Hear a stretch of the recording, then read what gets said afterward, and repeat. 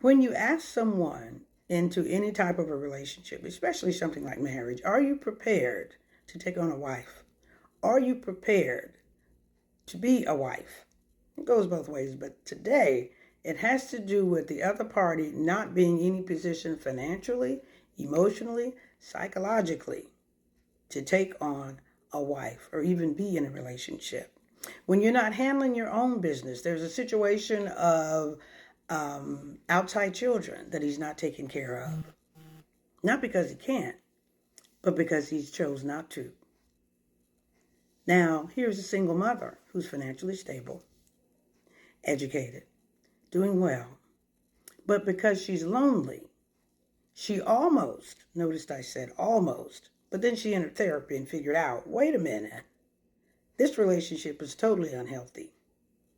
And so I asked the question, well, did the relationship feel good to you? She said it did in the beginning.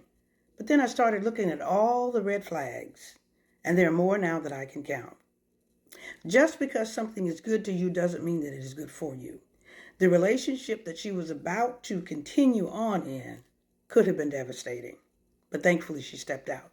Next part of this is she went to the individual and said, you know what, this is not working for me. This is not healthy. And she gave the reasons. You're not ready for me. Financially, emotionally, psychologically, we are not ready for this.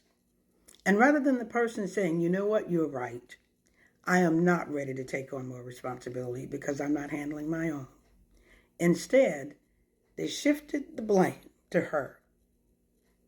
So, marriage is supposed to be a partnership. It's about being loyal. It's about leaning on one another. It's about blah, blah, blah.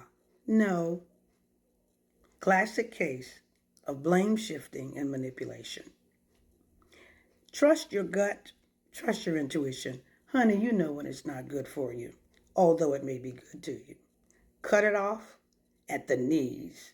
Not tomorrow, but right now. Trauma.